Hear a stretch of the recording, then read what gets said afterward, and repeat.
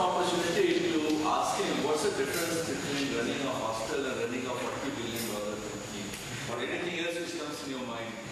So we have some time for question and answer. Can handle any basic. But $40 billion company is different there. Any comments on that? Yeah, so I mean, I don't run a company, by the way. In fact, it's a miracle that it runs since I'm there. So, you see, it's a large corporation. We have 150,000 employees on the rolls of the company. There are many other people who are contract employees or outsourced work. So, it's a giant enterprise. It's hundreds of thousands of people. And while you see the top line number, which is the sum total of all the aggregate revenues of various components, which add up to $40 billion or $45 billion. But it's actually, I mean, it is run a fairly professional way that people have specific roles assigned to them. People are accountable.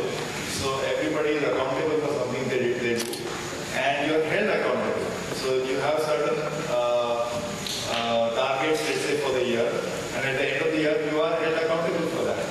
So if you don't achieve those targets, you lose something. If you overachieve those targets, you gain something, you get some incentive. And actually, I mean, like Professor Pathak said, this hostel experience does help. Because you know, you're forced into a situation where you have to work with people, first of all, whom you necessarily may not even like. They have bad breath or something, or they have some funny accent, and they wear some funny clothes, or their socks are smelly, and yet you have to work with them. Suppose they're in a mess committee, or in the cult committee or something.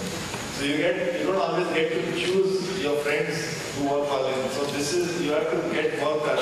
So I think the things that come to mind, which I think also reflected in your hostel life, is teamwork.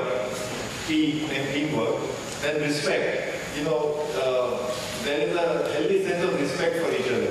Since you know that, as I said, you're all achievers, you're all leaders, you've all gone through these competitive pressures, there is a healthy respect. So teamwork, respect, then integrity. There's some sense of honesty. You know, since you are constantly, you are forced to see situations meeting each other in the classroom, in the hostels, you figure out who can be dependable, who is not. So the guys who have integrity stand out. So there's integrity as a value. And then the last thing I would say is professionalism. That we interact and work with each other as professionals, in the sense that just because you're a different religion or a different caste or a different something, that doesn't come in the way of working together in a professional relationship. So we are, I don't know, lab partners. You get to choose your lab partner? Also the next roll number, right? So and sometimes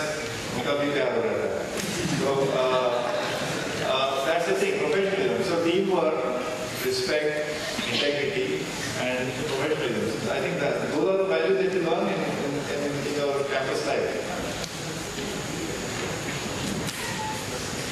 Any other questions?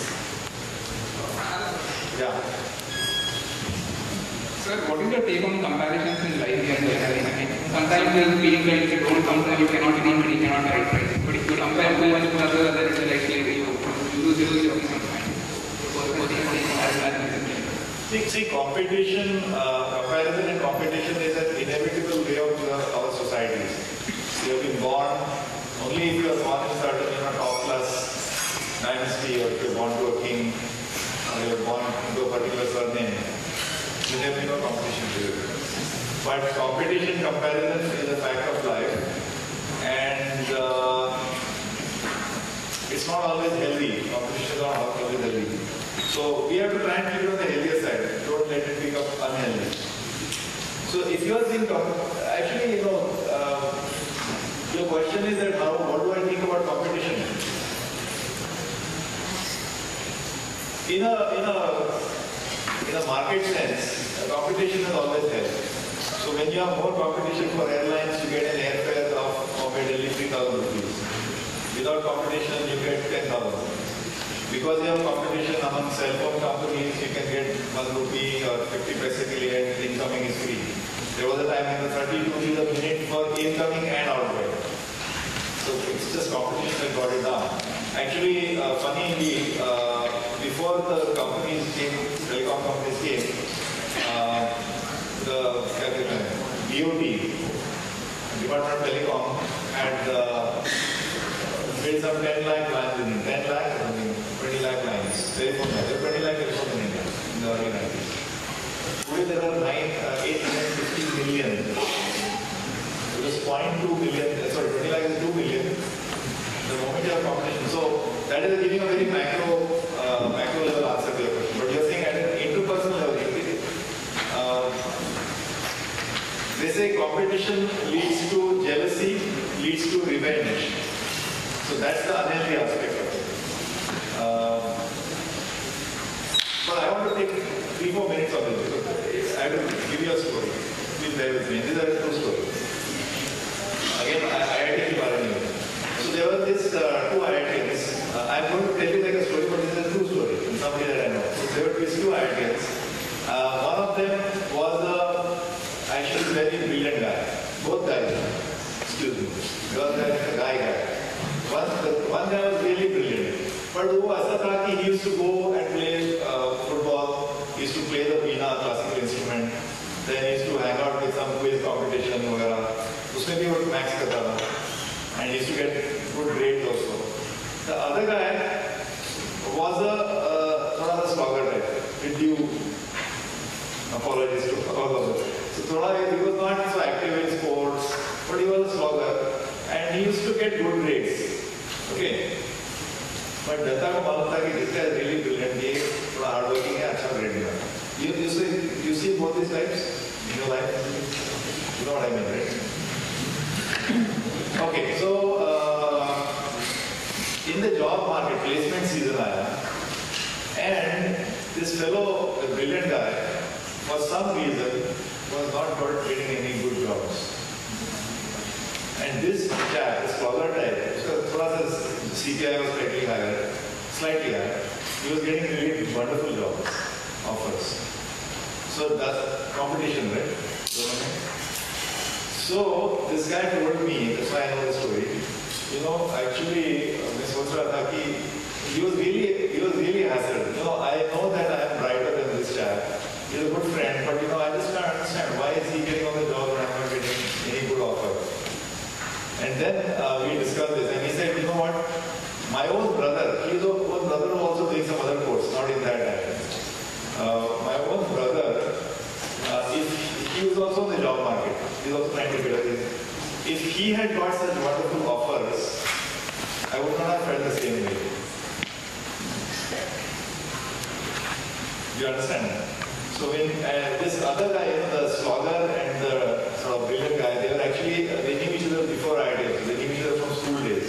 In fact, they had grown up together.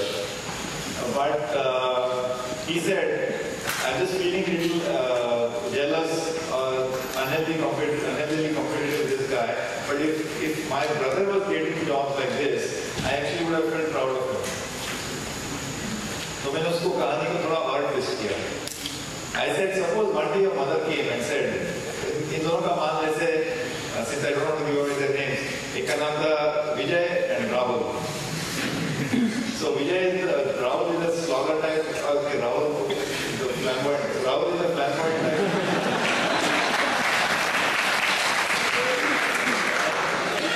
Vijay is the slogger type. So Rahul को ये हम बोल रहे थे. Rahul, if he was my brother, I would have felt like this. So we discussed this. Rahul Bhaiya, you know what? You both went to the same school, you have known each other as school friends, and now you're feeling this jealousy. But suppose your mother one day told you, this fellow, तीसरा उसका भाई है, राहुल का जो भाई है, उसको क्या बोलेंगे? Sachin. तो उसका जो भाई है, is getting, you would have felt proud if Sachin got the jobs. If your mother one day came and told you, ये Sachin जो है ना, actually took the break when he was very small, he adopted him. So it's not really your brother. Would I change anything? No. So, long story, but short, moral of the story that sometimes this what we call jealousy and this unhealthy competition just comes because of our relationship with others. थोड़ा सा उसको twist तो completely कहानी change हो जाती है. So all in our mind. But I think generally competition is good for social and market situation. But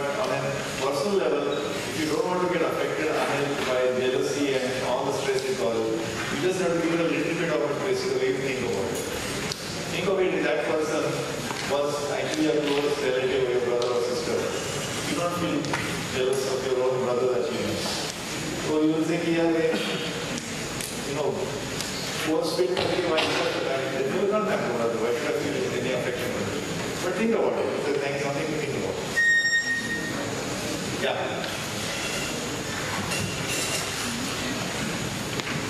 And by the way, IIT we have this, I don't know if this will have a relative grading. Relative grading is a recipe for all this stuff. And then there used to be a relative grading strategy. अपने वो दोस्त को गलत portion बताने का, so he studies the wrong portion. Yeah, in your talk you mentioned about two things. One was following your passion and second was your responsibility towards your parents and family. My question is, what do we do when these two conflict?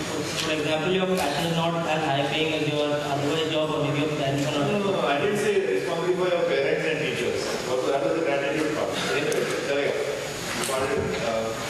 I said leaders. I was trying to define leaders. Somebody said exemplars, lead by example, risk taking. So I said leaders are also those who take responsibilities for larger and larger things in life. But your question was, what happens when you're pursuing your passion, you're displeasing your parents? What simple sawal? It's your life, no? Sooner or later the parents will come around to your life. If it's really you're pursuing a passion, nobody can stop. Nobody. Actually, very few people find passion in their life. Correct, no? So as I say, very few people really do what they love. Like with the product. But most other people have to love what they do. And both are possible. So either you do what you love, do what you like, or you like what you do. So if you are actually pursuing your passion and you genuinely feel so, the life is made. That's it. Most people go through their entire life trying to find a passion. In their love life also, or otherwise. But that should not be a conflict with your parents. I think parents understand that you feel your passion. I want, Sachin, by the way, since you mentioned Sachin Tendulkar. Speaking of time, we talk about Gandhiji. This fellow came in, and there was another fellow who had Sachin had a debut in a test match, and another fellow had a debut in the same test match. You know that guy, right? वो तो retire भी हो गया, coach भी हो गया, and I don't know what else he's doing. There's another guy called Gary Kirsten. He started playing test matches after Sachin, a few years after. He has retired, he's become a coach of one country, now he's a coach of another country. So talk about long, concept of time. But in your passion, so such people are there. This fellow, Sachin is going, this embodiment of passion. If you have found your passion, then that's it. One last question. Regarding our economics background, so I had a question because you're chief economist of such a big company, so how do you take into account all this macroeconomic changes in the economy for your company? How do you capitalize on those? And whether studying economics as well in a textbook, did it help you that much in your day-to-day life, or was it more just like practical experience?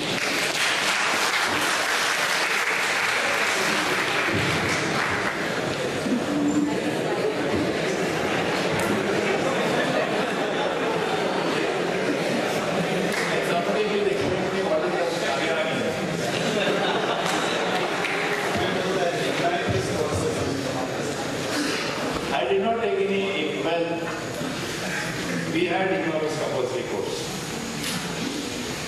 We did have an economics compulsory course in IIT, but attendance was not compulsory. So now in your post-economics background, which you like after the studies after IIT also? Actually, I got exposed to economics much later in life. So I gave the example of life expectancy and honestly, much later after passing out and all that. I actually had my first encounter with economics, really good encounter when I was in IIT. And we had an excellent teacher, really an excellent teacher who made a good impression. I must say, by the way, when in IIT I was in electrical engineering, but I was doing more network theory and OR. And what I did in economics subsequently was related to OR. So in a sense, there is a continuity. And then I continued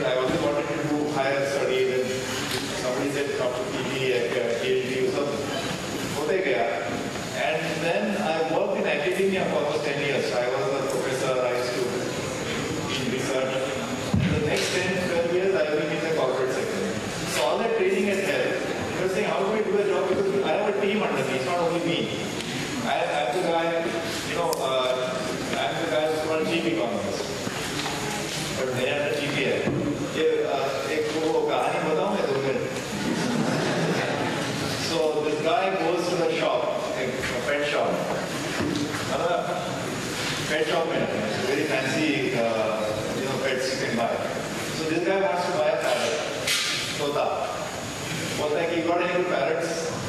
Yeah, sure, we have got latest imported consignment. बताओ. ये देखिए parrot अभी भी आया है, ये from Myanmar. Nice green colour, red to red ribbon. बोलता है कि क्या लगता है इसमें? I mean, इसका क्या कितने का है? बोलता है इस 10,000 rupees. 10,000 rupees. Sir, look at it. You can, listen करो. You can whistle a Bollywood song. Start whistling. तो कभी-कभी कुछ आवाज भी करता है. अच्छा, very good.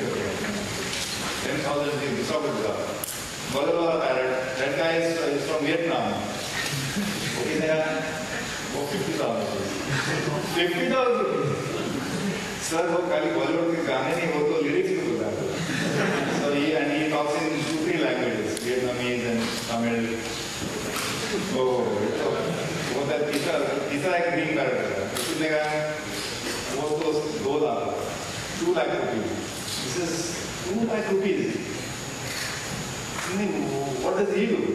He says वो तो कुछ नहीं करता है, but the other two call him chief economist.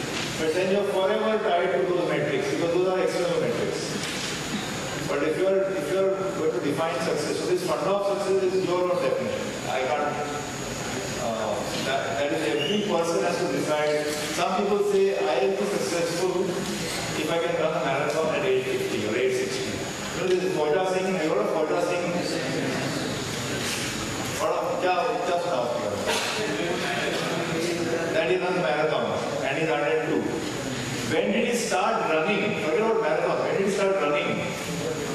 आपको मालूम है? When did he start running? You heard of Khoja Singh? He is alive. He is a Sardar. That's incidentally. But at the age of 89, at the age of 80, he started running, and then he graduated to running marathons and 42 kilometers marathon, not 7K agreed run. So this is what success is about. So उसका passion, उसको हमें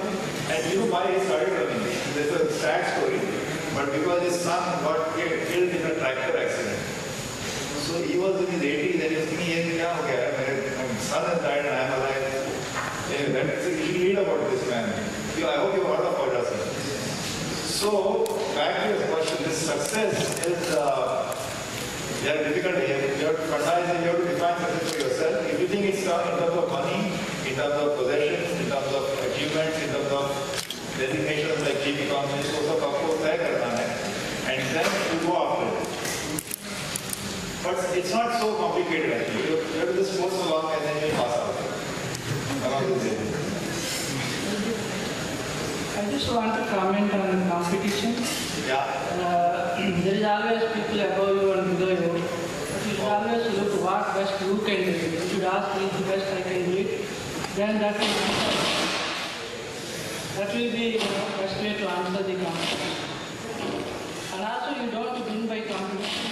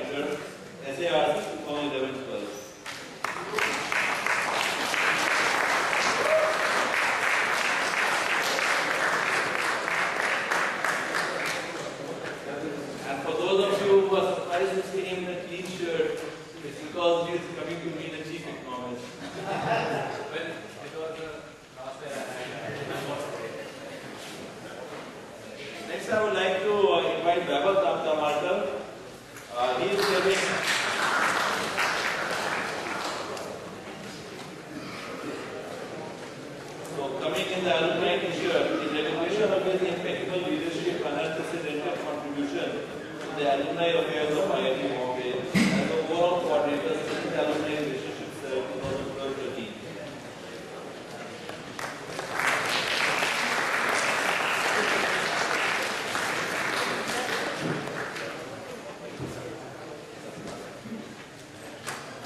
Next to Mahendra Meena, in recognition of his hard work, active participation and enthusiasm shown in student alumni relationships.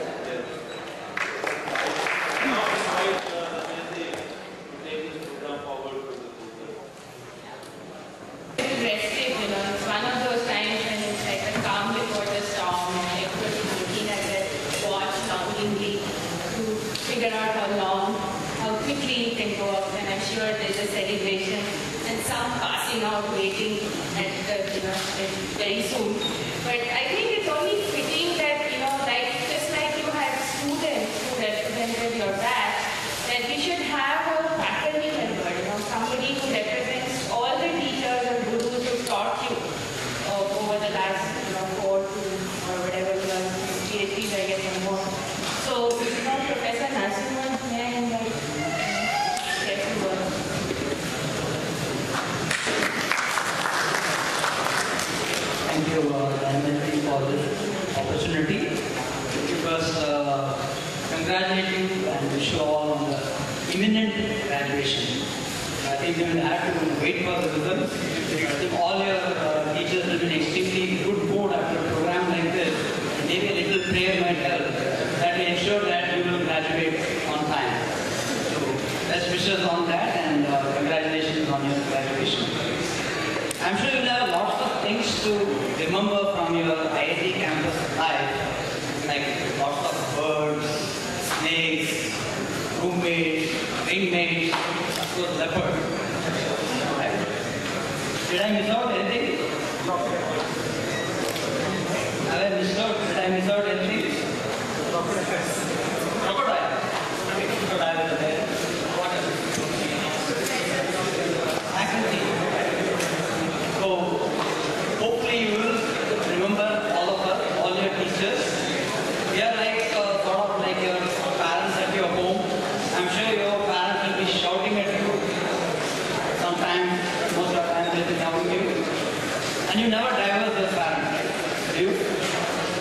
So similarly, teachers here, you might have been harsh at your time, but it always means good to you, and we always want you to do very well. Just like, there are Mother's Day, Father's Day, that you try to remember your parents. So Alumni Day is organized by our alumni body, where you come back, keep visiting the institute. So not only on the Alumni Day, keep coming back to IIT as often as you can, so that we can share memories together. Of course, we have learned a lot of things here. Sometimes you may have the feeling that what I have learned here is really useful for me. What am I going to do with this? Trust me that whatever you have learned, which experience you are taking from this campus, will always be useful to you at some point of time in your life. Please trust me. You will always make it up. Of course, now you are going out to the real world. So you are the brand ambassadors of IIT Bombay. So go there and make a big splash and let the IIT Bombay flag fly high wherever you go. So let me conclude by saying that keep up your dynamism, energy high wherever you go, enjoy life and keep smiling. Thank you.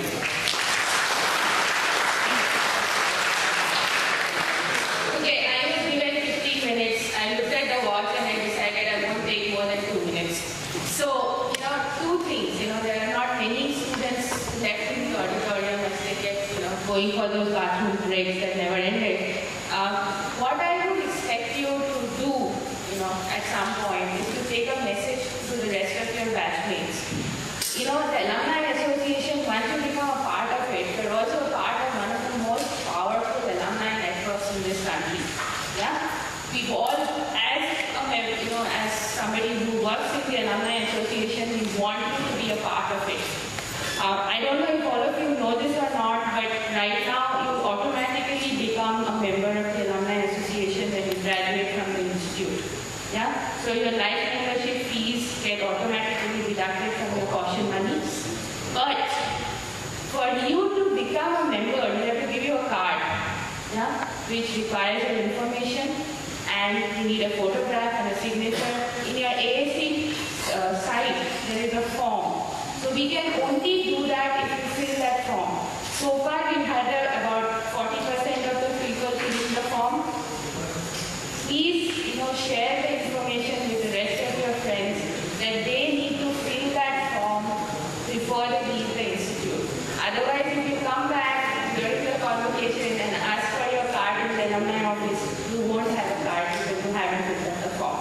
That is point number 1. Point number 2 is as soon as you graduate, what we try to do is connect you to the alumni in the cities that you're going to be going to. We try to do it in all our chapters in India. We also try to do it in some of the places abroad where we have a relatively sizable number of alumni community. So, there is a Google Doc form where there is link. I will send it to you many times.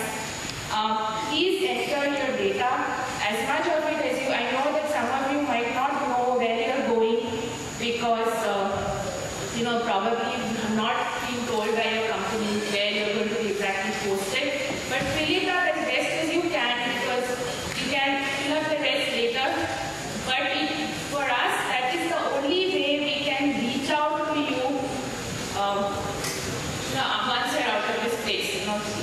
make sure that when you fill up the form, you're giving an email ID which is not the IIT Bombay ID, because that is going to become defunct. Yeah? And more than anything else, when you leave, for us, the Alumni Association, the biggest intellectual capital is the database. Yeah? So our ability to reach out to you. And through that, what we do is we let you know what is happening in the institute, how you can network, what are the opportunities that you can, and how best you can leverage out of that alumni network. That is only possible if we can reach out to you. So, whether you change jobs or you move to a different city, change email IDs, keep updating your directory, because that is the only way we will be able to reach out to you. Last but not the least, as Ajit said, that Alumni Association will chase you down to the ends of the earth because we want some money for IIT Bombay from you.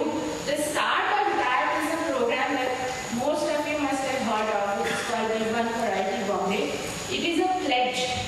And when I say a pledge, nobody is going to start chasing you the minute you graduate. We all understand that you need to settle down, find your feet before you start giving back. But it is a pledge which acknowledges the contribution that this institution has made into what you're going to become or what you've become today. And, it does, charity begins at home. So where there is a greater, understanding of gratitude, gratitude also starts in a way from here. Yeah? I noticed when I looked at the form, the Gilvan form, I noticed that, of the 760 people who filled up the form, astonishing 46% have said that I would like to pass this time. Yeah? It kind of got me worried because the people who graduated before you didn't have such a high percentage. I'm not sure what is the concern, because if there is a concern, then